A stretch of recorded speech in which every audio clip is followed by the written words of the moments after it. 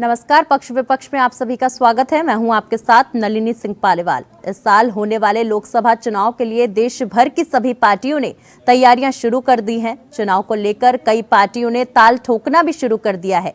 तो वहीं गठबंधन और गठबंधन के बीच सीट बंटवारे पर चर्चा के लिए बैठकें शुरू हो गई हैं। महाराष्ट्र में इंडिया गठबंधन के दलों ने भी अपने लिए अधिक सीटों की मांग को लेकर दबाव बनाना शुरू कर दिया है। शिवसेना उद्धव गुट ने महाराष्ट्र की 23 सीटों पर दावा किया है, जिसको लेकर एनसीपी और कांग्रेस ने फिलहाल चुप्पी साध रखी है। ऐसे में इंडिया गठबंधन में कैसे बनेगी बात, इसको लेकर बात करेंगे अपने खास कार्यक्रम पक्ष विपक्ष में। लेकिन पहले देखिए एक स्पेशल रिपोर्ट।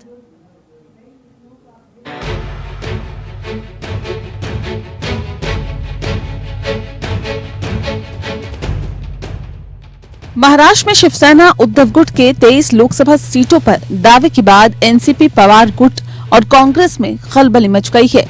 अब एनसीपी की तरफ से इस पर एक प्रतिक्रिया भी सामने आई है। सीट शेयरिंग पर एनसीपी सांसद सुप्रिया सुले ने कहा कि 15 दिन पहले दिल्ली में सोनिया गांधी, उद्धव ठाकरे और शरद पवार के बीच मीटिंग हुई थी।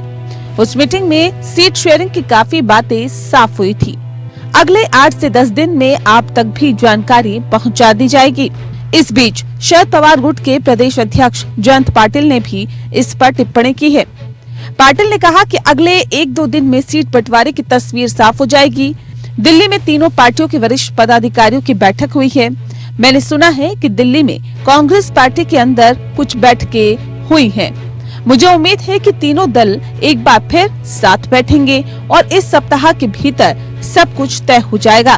माना जा रहा है कि पवार गुट भी कम से कम 20 लोकसभा सीटों पर चुनाव लड़ने का मन बना चुका है। अगर ऐसा हुआ तो क्या कांग्रेस के हाथ लगभग खाली रह जाएंगे? ये बड़ा सवाल है। आपको बता दें, महाराष्ट्र में लोकसभा की 48 सीटें हैं और राज्य में कांग्रेस खुद को बड़ा प्लेयर मानती है। ऐसे में शिवसेना और एनसीपी के दावों से कांग्रेस को निपटना होगा। महाराष्ट्र में महायुति और महाविकास आघाड़ी पर भी चर्चा चल रही है। बीजेपी, शिवसेना, शिंदे समूह और एनसीपी अजित पवार समूह गठबंधन में 3 प्रमुख दल है। महाविकास आघाड़ी में कांग्रेस, शिवसेना, ठाकरे समूह और एनसीपी शरद पवार गुट 3 प्रमुख दल है। वंचित बहुजन आघाड़ी भविष्य में महाविकास आघाड़ी में भाग ले सकती है, लेकिन अभी तक इस पर फैसला नहीं हुआ है। इसी तरह पंजाब और दिल्ली में भी आम आदमी पार्टी और कांग्रेस के बीच सीट बंटवारे को लेकर पेंच फंस सकता है। बंगाल में ममता बनर्जी ने संकेत दिए हैं कि उनकी पार्टी टीएमसी सभी सीटों पर चुनाव लड़ने की तैयारी कर रही है। ऐसे में सीटों के बंटवारे को लेकर गठबंधन के दलों की राह आसान रहने वाली नहीं है। लेकिन महाराष्ट्र में अगर बात बन जाती है तो ये दूसरे राज्यों के लिए भी एक मार्गदर्शक साबित हो सकता है। Bureau report.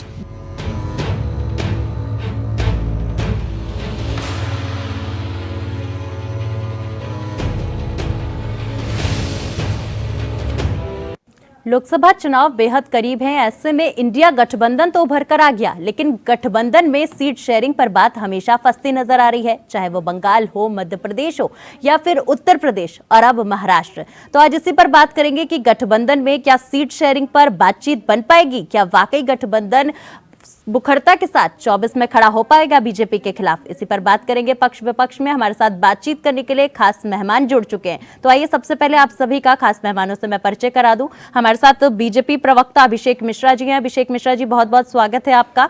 वहीं हमारे साथ कांग्रेस प्रवक्ता सैयद नासिर हुसैन जी हैं। नासिर जी, बहुत बहुत स्वागत है आपका भी।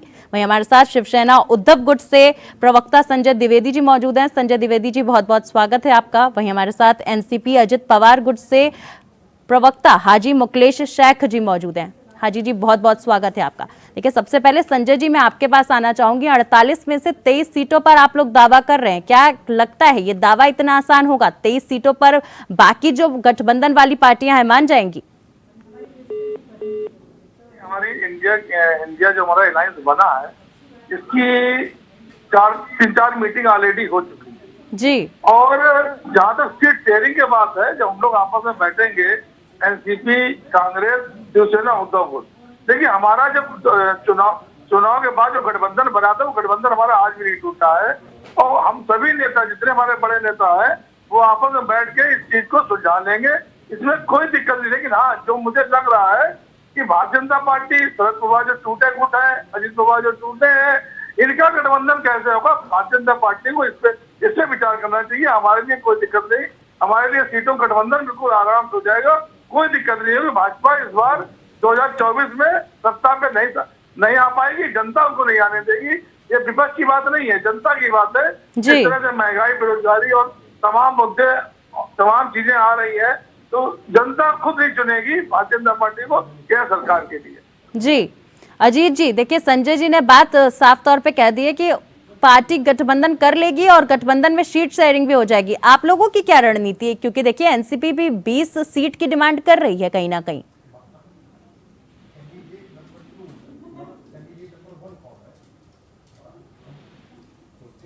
चलिए सैयद जी के पास में आना चाहूंगी। सैयद जी, देखिए 23 सीटों पर दावा कर देना, क्या लगता है आप लोग इस चीज पर सहमति बना देंगे?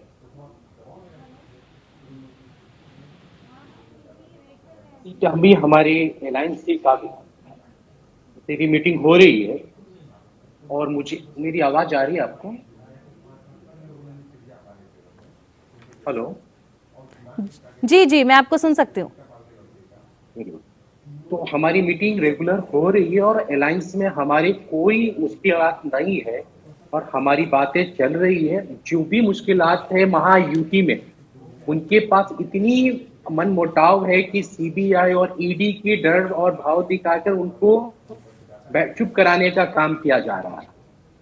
तो मैं दावे से कह सकता हूँ, कांग्रेस हो, शिवसेना हो या एनसीपी हो, इसमें कोई मनमुटाव नहीं है। आपस में हमारी सीट बढ़ जाएगी और आवाम आज परेशान है, उस पे चर्चा नहीं हो रही है। मुश्किलात बढ़ती जा रही है, महंगाई आसमान छू रही है, उस पे आज बात नहीं हो। आज बीजेपी बिल्कुल खामोशी अख्तियार कर रखी है, चाहे एकनाथ शिंदे साहब खामोशी है। महाराष्ट्र के अंदर आप देख लीजिए क्या बुरा हाल है, किसान आत्महत्या कर रहा है। आज 10 महीने में 1000 किसानों ने आत्महत्या कर ली है, उस पे बात नहीं कर रहे हैं। आज लोगों की जिंदगी जीना मुश्किलात हो गई है, उस पे बात नहीं कर रहे हैं। गैस के सिलेंडर के दाम आप दूसरे राज्यों में 500 रुपए में ऐलान करते हैं, इस महाराष्ट्र के साथ क्यों नहीं करना चाहते? इस महाराष्ट्र के लोगों को क्यों नहीं 500 में देना? आज सीट बंटवारे में कोई मनमुटाव आपस में नहीं है। अगर किसी के प्रवक्ताओं ने एक बात कही है, उसका कोई मायने नहीं रखता है। उद्धव ठाकरे साहब का बयान आ चुका है कि हम सब मिलकर सीट का बंटवारा करेंगे, तो इसमें कोई मुद्दा है ही नहीं है। ये मुद्दा वही खत्म हो जाती है। हमारे लिए उद्धव ठाकरे नेता माने जाते हैं शिवसेना के लिए, ना कि संजय राउत माने जाते हैं। संजय राउत के बयान उनकी निजी बयान है, ना कि पार्टी के बयान है। उस बयान से खुद उद्धव ठाकरे साहब ने किनारा कर लिया। जी, मतलब सैयद जी 23 सीटें अगर उद्धव गुट वाली शिवसेना ले लेती है और 20 सीटें अजीत पवार वाली एनसीपी ले लेती है, तो आप लोगों को कोई दिक्कत नहीं है 5 सीटें लेने में? आप लोग 5 सीटों पर ही चुनाव लड़ेंगे? नहीं, किसने कहा कि वो ले लेंगे? नहीं, देखिए दावा तो कर रहे हैं और आप भी कह रहे हैं कि देखिए हम उद्धव ठाकरे के साथ हैं, हम उनकी रणनीति पर चलेंगे। उद्धव ठाकरे की बयान आ चुकी है कि संजय राउत के बयान का खंडन है। जी, हम जब तक हमारी आपस में दिल्ली में मीटिंग नहीं होती है, हमारे राज्य इकाओं की मीटिंग नहीं होती है, कोई भी दल आज सीट का फैसला नहीं कर सकता है। चलिए, हमारे साथ मुकेश जी भी मौजूद है। मुकेश जी, देखिए उद्धव ठाकरे वाली शिवसेना 23 सीटों पर दावेदारी करने की बात कह रही है, आप लोग राजी हैं इस दावेदारी से? देखिए उद्धव साहब ठाकरे, मैं पहली बात तो आप सभी को नई साल और नई वर्ष की मैं शुभकामना देता हूँ, आपके चैनल के सभी दर्शक को और बैठे हुए हमारे सभी बुद्धिजीवी, सभी पार्टी से ताल्लुकात रखते हैं, खास करके हमारे बैठे हैं संजय बड़ी जी, काफी टाइम से मैं उनके साथ विजिट भी करते हुआ हूँ आपके चैनल में और भी। जी तो सर, मैं आपको ये बताना चाहता हूँ कि उद्धव साहब ठाकरे के साथ में हमारे अजित पवार साहब की एनसीपी के कोई गठबंधन नहीं है। हम गठबंधन अगर हमारा है तो शिंदे साहब की और देवेंद्र फडणवीस जी की जो सरकार है महाराष्ट्र के अंदर, उसके साथ है, जो कि पहली बात तो ये है। और कांग्रेस की बातें मैं कहूंगा आपसे कि भाई ने बताया कि कांग्रेस की पहली बात, कांग्रेस में बड़े लीडर सभी है, नीचे स्तर से जो कार्यकर्ता है, मैं जहाँ रहता हूँ उस जगह में हमेशा खासदार भी एकनाथ जायकवाड़ साहब 2 बार चुन के आए, जगन्नाथ शेट्टी साहब एमएलए कांग्रेस के चुन के आए थे। लेकिन जब कार्यकर्ता उनको मेहनत से चुन के लाने के बाद कार्यकर्ता को दरकिनार कर दिया जाता है। उसमें से मैं भी एक उदाहरण हूँ, मैं काफी काम किया हूँ उनके साथ, और बाद में मैं एनसीपी में 2014 से मैं जो है आज काम कर रहा हूँ, और मुझे अनुभव बहुत मतलब इसके बारे में बहुत अच्छा सा मतलब एक जमीनी स्तर से जानकारी मेरे पास है, सारे चीज मेरे काफी दोस्त लोग हैं। तो ये जो जब तक घमंड और जब तक एक नहीं होंगे तो ये कितने भी संगठन तैयार कर ले या चाहे देश के अंदर जोर जोर से चिल्ला के बोले कि हम इतने जीतेंगे और हम ये करेंगे, मुझे तो इनसे ये कहना है कि उद्धव साहब ठाकरे को धोखा भी इनसे हो सकता है। क्योंकि एक तरफ से आप देख सकते हो कि धारावी के बारे में जो अडानी जो के खिलाफ उद्धव साहब ठाकरे जो है रोड पे मोर्चा निकाला पूरे महाराष्ट्र के बाहर बाहर से लोगों को लाके, और उसके बाद शिंदे साहब की सरकार और देवेंद्र जी अजीत दादा पवार को बदनाम करने का काम किया जा रहा था। लेकिन उसके बाद शरद पवार साहब के घर में आप देख सकते हो उद्योगपति जाके उनके साथ मिल रहा है। तो जनता को क्या मैसेज देना चाहते हैं आप, काहे की आपकी जो है इंडिया आघाड़ी है। चलिए हमारे साथ अभिषेक जी भी बने हुए। अभिषेक जी, जिस प्रकार से सीट शेयरिंग को लेकर लगातार घमासान देखने को मिल रहा है हर राज्य में, क्या लगता है इसका फायदा बीजेपी 2024 में उठा ले जाएगी? देखिए, ये सीट शेयर का घमासान है, ये घमासान है जी। इनके पास कोई एजेंडा कुछ नहीं।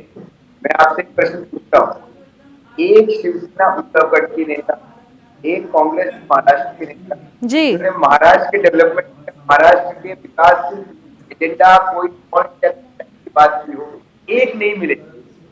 इनके सारे बयान क्या होते हैं? संजय राउत कहते हैं कितना सीट दूंगा, नाना पटोले कहते हैं कितना दूंगा, एनसीपी जो शरद पवार गुट है कहते हैं कि तो इनकी सारी लड़ाई ये है कि लूटूंगा मैं। संजय जी, गठबंधन तो बन गया है लेकिन सीट शेयरिंग पर बात बनती नहीं नजर आ रही है। नहीं देखिए, मैंने अभी आपसे नलिनी जी की बात कही थी कि जो बीजेपी ने सरकार बनाई है वो तो सरकार तोड़ सरकार बना ली, विधायक तोड़े सरकार बना ली, एनसीपी विधायक तोड़े सरकार बना ली। लेकिन आपको याद होगा जब हम गठबंधन कर रहे थे तो हमने कॉमन मिनिमम प्रोग्राम बना के हमको 1 महीना लगा था, जबकि बीजेपी बार बार कह रही थी, बीजेपी बार बार शिकायत थी जल्दी सरकार नहीं बना पा रहे, लेकिन हमने 1 महीने समय लेके कॉमन मिनिमम प्रोग्राम लेके सरकार बनाई थी। संजय जी, और कितना समय? 2024 के लोकसभा चुनाव बेहद करीब हैं, पार्टियां रणनीति बना रही हैं, आप लोग सीट शेयरिंग ही नहीं कर पा रहे हैं। मैं उसी पे आ रहा हूँ। मैंने कहा हमने जो गठबंधन अपना किया था वो गठबंधन हमारा चल रहा है, 2.5 साल बाद इन्होंने तोड़फोड़ करके सरकार बना ली।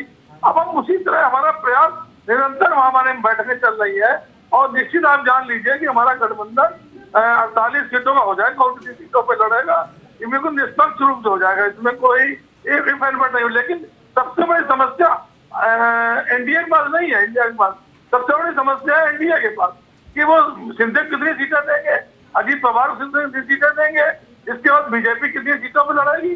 ये समस्या जो आने वाले समय में महाराष्ट्र में ये भारतीय जनता पार्टी के सामने बहुत बड़ी खड़ी होने जा रही है। सर, मतलब आप कह रहे हैं कि भारतीय जनता पार्टी के सामने सीट शेयरिंग को लेकर जो है समस्या खड़ी होगी, आप लोगों के सामने कोई समस्या नहीं है? किसी भी राज्य में तो आपका गठबंधन सक्रिय नजर नहीं आ रहा है, किसी भी राज्य में सीट शेयरिंग पर आप लोगों की बातचीत नहीं बनती नजर आ रही। हमारी समस्या बिल्कुल समझ नहीं आएगी, हमारी इंटरनल बात चल रही है, अब वो आपको मालूम चल जाएगा तो 4-10 दिन में। अच्छा, तो आप कह रहे हैं आप लास्ट में मास्टर स्ट्रोक खेलेंगे? बिल्कुल, हाँ मालूम चल जाएगा, हमारा कोई ऐसी बात नहीं चल रही है। चलिए इसी पर प्रतिक्रिया लेते हैं। अभिषेक जी इस पर जवाब देना चाह रहे हैं। अभिषेक जी।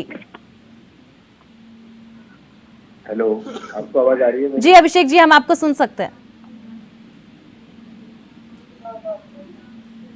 देखिए, मैंने आपको पहले भी इस डिबेट में कहा, जो ये जो कांग्रेस, शिवसेना, उद्धव गुट और एनसीपी, शरद पवार जी का जो ये एक, मैं इसको गठबंधन भी नहीं कहूँगा, ये लुटेरों का जो साथ में आ गए, इनको मैं दोबारा प्रश्न पूछ रहा हूँ, महाराष्ट्र के विकास, महाराष्ट्र की जनता का विकास, कोई डेवलपमेंट एजेंडा एक भी बयान इनका आज तक नहीं आया है।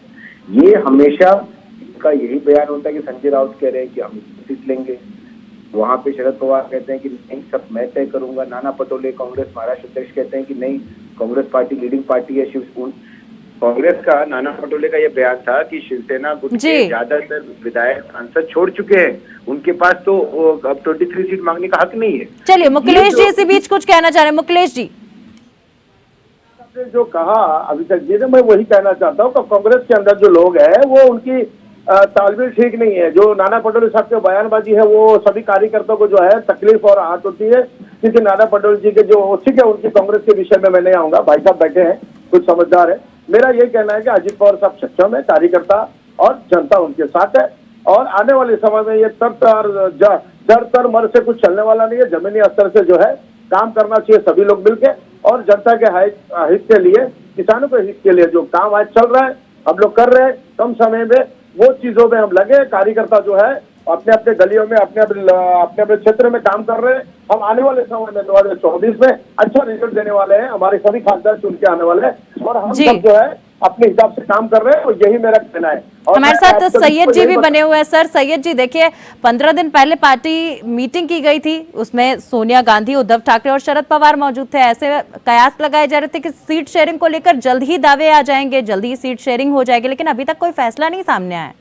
नहीं, सीट शेयरिंग के लिए हमारी कोऑर्डिनेशन टीम बनी हुई है, वो तमाम राज्यों में मीटिंग कर रही है, और वही फैसला 2-3 दिनों में हो भी जाएगा। मगर आप इनसे भारतीय जनता पार्टी से सवाल करिए कि अजीत पवार को कितना सीट देने वाले हैं, एकनाथ शिंदे साहब को कितना सीट देने वाले हैं, खुद भारतीय जनता पार्टी कितने लड़ने वाले हैं। सर सैयद जी, आप भारतीय जनता पार्टी से क्यों पूछ रहे हैं? आप तो पहले बताइए आप कितनी सीटों पर लड़ने वाले हैं। देखिए पंजाब में आपका समीकरण अरविंद केजरीवाल के साथ बैठता नहीं नजर आ रहा है, वहीं महाराष्ट्र में भी समीकरण बनता नहीं नजर आ रहा है। अखिलेश आपसे वैसे ही नाराज नजर आ रहे हैं। सुनिए मैडम, महाराष्ट्र में हमारी बात बन रही है, महाराष्ट्र में तमाम लोगों के बयान आ चुका है। उद्धव ठाकरे साहब के बयान को आप माइने क्यों नहीं देना चाह रही है? नहीं, मैं क्यों नहीं मायने देना चाहूंगी सर, मैं तो बिल्कुल मायने दे रही हूँ। नहीं, आप संजय राउत के बयान पे डिबेट कर रही है, तो उद्धव ठाकरे के बयान पे भी डिबेट रखिए। उद्धव ठाकरे साहब ने कह दिया कि हम कोई सीट पे अभी बात कर ही नहीं रहे, जब तक हमारी मीटिंग नहीं हो जाती है, कोऑर्डिनेशन टीम की मीटिंग नहीं होती है, जब तक कोई फैसला नहीं हो सकता है। Sanjay Raut is not a decision body of the Shiv Sena. लेकिन अगर मेरा सवाल वही है ना सर, कि मान लीजिए अगर शिवसेना 30 सीटें आपसे मांगती है, तो क्या आप राजी हो जाएंगे? खत्म होने दीजिए पहली बात। अभी हाजी साहब ने एक उद्धव ठाकरे पे निशाना डाला, अडानी के मुद्दा को उठा रहे हैं, और हाजी साहब नाना पटोले साहब के अंदर तालमेल नहीं होगा तो यूटी टूटेगी और कांग्रेस कभी नहीं। मुकेश जी बात रखने दीजिए, इस तरीके से किसी की भी आवाज नहीं आएगी। आप मेरी बात खत्म होने दीजिए, फिर आप बोलिए। हाजी साहब, आपने अभी धारावी की गायकवाड़ साहब पे निशाना डाला कि उन्होंने वहां से सांसद रहे, वहां से खासदार रहे, एमपी रहे।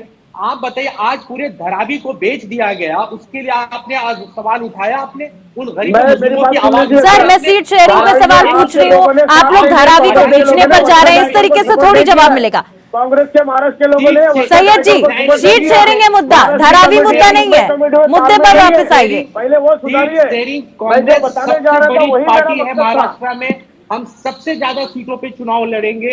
ये मैं आपको पार्टी लाइन की आवाज है, पार्टी लाइन की बात कह रहा हूँ। सबसे ज्यादा सीट पे अगर कोई अलायंस, इंडिया अलायंस में महाराष्ट्र में लड़ेगी तो वो कांग्रेस लड़ेगी, क्योंकि सबसे ज्यादा एमएलए हमारे पास है, सबसे बड़ी पार्टी हमारे पास है, ऑपोजिशन ऑफ लीडर हमारा है, तो चुनाव भी सबसे ज्यादा सीट पे कांग्रेस ही लड़ेगी, ये वादा है। अभिषेक जी प्रतिक्रिया दीजिए। देखिए, ये तीनों आपस में लड़ते रहे, ये शिवसेना उद्धव गुट, एनसीपी शरद पवार गुट और कांग्रेस पार्टी, इनको एक भी लोकसभा सीट नहीं मिलने वाला है। पूछताछ पिछले बार कांग्रेस को एक सांसद आया। कांग्रेस पार्टी की स्ट्रेंथ क्या है महाराष्ट्र? कुछ नहीं, वो एक भी नहीं जीतेंगे। शिवसेना, अच्छा नाना पटोले ने भी ही घोषणा कर दिया है कि महाराष्ट्र में शिवसेना उद्धव गुट के पास विधायक सांसद नहीं रहे, उसकी ताकत नहीं है। तो कांग्रेस ने घोषणा कर दिया कि उद्धव गुट शिवसेना के पास ताकत नहीं बची महाराष्ट्र में, और शिवसेना उद्धव गुट ने घोषित कर दिया है कि कांग्रेस महाराष्ट्र में 0 है। तो आपस में ही इन्होंने एक दूसरे को 0 घोषित कर दिया है। तो 0 into 0 और एक शरद पवार 0 जो उनका गुट है, 0 into 0 into 0। नहीं, आप दूसरे को 0 कह रहे हैं। आप खुद बताइए अजीत पवार कितने हैं, एकनाथ शिंदे साहब कहाँ हैं, कुछ उनकी काउंट। आप दूसरे को डायरेक्ट 0 नहीं बोल सकते। अभिषेक जी, आप इस तरह से बात मत रखिए। 0 हो चुका है उनका, जनता बना चुकी है। अजीत पवार को कितना सीट देने वाले हैं आप? एकनाथ शिंदे को कितना सीट देने आप बोल सकते हैं? आपके पास आज मैं आपको बता सकता हूँ, आज आपके पास कोई जवाब नहीं होगा। में बीजेपी गठबंधन, इसमें मुकेश जी शिवसेना है जी, उसको जी, मैं- 48 मुकेश जी, मैं चाहूंगी सैयद जी की बात का आप जवाब दें। मेरे बात का आंसर है आपके पास। देखिए बात ऐसा है, आप बताइए ऐसा- एकनाथ शिंदे कितने चुनाव में लड़ने वाले हैं? चलिए मुकेश जी से जवाब ले रहे हैं सर। सैयद जी थोड़ा संयम बरतिए। मेरी बात सुन लीजिए, आपने सवाल किया, ये आपकी सवाल जो है उसका जवाब मैं दे रहा हूँ सर। कि हमारी नहीं, अभी आप- बैठक जारी है, आप- सुन लीजिए आपने अभी बैठक आपने- जारी है, नहीं, कल बैठक भी जारी नहीं। बैठक है। आप आज कह सकते हैं, आपके पास कोई जवाब नहीं है आपसे बैठकों नहीं का सर, जवाब तो आपके पास भी नहीं है। आप बता दीजिए आप कितनी सीटों पर चुनाव लड़ने वाले हैं। मैंने अभी आप अपने मुंह से बोल रहे हैं लाइन है साहब, हमारी, मेरी कि भी हम तो सुन सबसे लीजिए। ज्यादा सीट पे आपने चुनाव आप लड़ेंगे। हमारे सीट के क्योंकि बांटे, सबसे देखिए, बड़ी पार्टी हमारे पार्टी का महाराष्ट्र में सीट है आप तो नहीं कांग्रेस बांटोगे है। ना, कांग्रेस हमारी और पार्टी का विपक्ष सीट तो में आप सबसे नहीं बड़ी बांटोगे। पार्टी है, हम अपना सबसे घर ज्यादा बचाइए, चुनाव लड़ेंगे। कांग्रेस पार्टी को बचाइए पहले। आप हमारे सैयद जी देखिए, आप कह रहे हैं कि महाराष्ट्र में सबसे बड़ी पार्टी आपकी, आप वहां लड़ेंगे। दिल्ली में आप लड़ने के लिए राजी, पंजाब में आप सीट मांग रहे हैं, विधानसभा चुनाव में आप किसी के साथ सीट शेयरिंग करने को राजी नहीं थे, तो इस तरीके से गठबंधन का फिर मतलब क्या हुआ? आप ही आप लड़ लीजिए। आदरणीय मोदी जी पे भरोसा है, अजित दादा पवार साहब को जो भी सीट मिलेगा बेहतरीन, और हम उसके अंदर सीट आने वाले हैं। नहीं, एक तरफ आप कह रहे हैं कि महाराष्ट्र में हम लड़ेंगे सारी सीटों पे, दूसरी तरफ ममता बनर्जी कह रहे हैं कि बंगाल में हम लड़ेंगे सारी सीटों पर, तो फिर मतलब क्या हुआ इस अलायंस का सर? ये देखिए, ये आपस में बैठेंगे, ये मसला हल हो जाएगा। ये बहुत बड़ा मसला नहीं है। नहीं, मसला कब हल होगा सर? आप तो खुलेआम नेशनल टेलीविजन पे कह रहे हैं कि सारी सीटों पर हम लड़ेंगे महाराष्ट्र में, सबसे बड़ी पार्टी हम हैं। मैंने नहीं कहा, नो, मैंने नहीं कहा कि मैं पूरी संजय राउत साहब से सबसे बड़ी पार्टी है, नाना पटोले से तालमेल नहीं है, कांग्रेस का कार्यकर्ता नाराज है। कोई हमारे कार्यकर्ता घर हमसे में नाराज हमारी नहीं सीट है। बांटेंगे क्या? हाजी साहब, कोई हमारे से कार्यकर्ता नाराज नहीं है।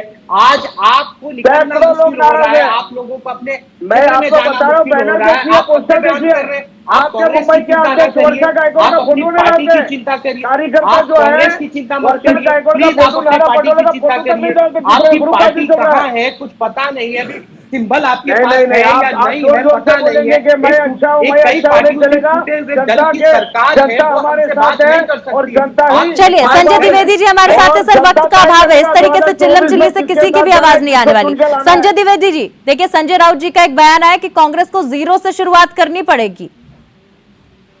देखिए, मैं यहाँ पे जब सीट शेयरिंग की बात करें, मैं उससे चर्चा करूंगा जी आप एक चीज समझिए, आज भारतीय जनता पार्टी जिससे 8-9 साल सरकार चला रही है, केंद्र सरकार में भी है, प्रदेशों में सरकार है, तो नंबर की सरकार चला रही है, इनका नैतिकता कहाँ गई?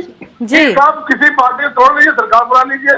अब महाराष्ट्र में क्या किया, पहले शिवसेना तोड़ ली, इसका एनसीपी भी तोड़ दी। तो इस तरह से जो घटनाएं घट रही है, ये शायद देश के लिए अच्छा नहीं है, प्रदेशों के लिए अच्छा नहीं है। अगर जनता ने एक दल को चुन के भेजा, तो दल को भी आप तोड़ सरकार बना रहे हैं, तो ये चीज ये जनता के लिए उचित नहीं है। आप दल से गठबंधन करिए, आप जिससे चाहे उससे गठबंधन करिए, आप चाहे कोई राम मंदिर को मानता है नहीं मानता है, आप मानते नहीं मानते, जो आपके साथ दल सहित है उसका गठबंधन करिए, लेकिन उसके विधायक तोड़ के सरकार बनाना, इसको मैं बिल्कुल सही कदापि नहीं कहूंगा। जिस तरह शिंदे जी को ने तोड़ा, जिस तरह अजित पवार जी को तोड़ा, तो ये तो बिल्कुल वो हो गई। संजय राउत चुपने बैठेंगे, संजय राउत को राइट करेगा, फायदा उन्हीं को है। ठाकरे को मजबूत होने नहीं देगा, कांग्रेस से अलग कराने वाले हैं संजय राउत। मैं आपसे कहना नहीं मजबूत बोल रहा हूँ। जी सर देखिए, संजय राउत ने कहा है कि कांग्रेस को जीरो से शुरुआत करनी पड़ेगी, जल्दी से वक्त का अभाव है सर। नहीं, कोई देखिए, संजय राउत जी सलाह दे रहे हैं, सलाह को कांग्रेस को देखना चाहिए कि क्या क्या किया क्या नहीं है। अब 3 राज्यों कांग्रेस हारी है, इसका मंथन करना चाहिए कि ऐसी क्या बात है। सर तो 2024 चुनाव हो गए, तो सबसे बड़ी जिम्मेदारी तो कांग्रेस की है ना, सबसे बड़ी जिम्मेदारी कांग्रेस की है, तो कांग्रेस को मंथन करना चाहिए। चलिए सैयद जी कुछ कहना चाह रहे हैं, सैयद जी जल्दी से कम शब्दों में। संजय राउत एक रीजनल पार्टी के गली के प्रवक्ता है, उनके बात को हम अहमियत नहीं देते कि हम जीरो से, हमारे राज्य की इकाई हमारी बात करेगी, हमारे राज्य की इकाई फैसला लेगी, इसके बाद दिल्ली फैसला लेगी। चलिए अभिषेक जी से जल्दी से प्रतिक्रिया ले लेते हैं। देखिए, गली के नेता बुला रहे हैं संजय राउत को, उनको जीरो से शुरू करना पड़ेगा, क्योंकि उनके पास कितने विधायक हैं, कितने एमपी बचे हैं, एक पार्टी टूट चुकी है। वो हम पे इस तरह निशान, मैं बार बार कह रहा हूँ, उद्धव ठाकरे ने उनके बाद की खंडन कर चुके हैं, इसलिए संजय राउत के बयान की कोई अहमियत नहीं रह जाती है। जी चलिए, आप सभी से बहुत बहुत शुक्रिया हमारे साथ जुड़ने के लिए और इतनी अहम जानकारी और हमारे साथ बातचीत करने के लिए। फिलहाल पक्ष विपक्ष में मेरे साथ बस इतना ही। नमस्कार।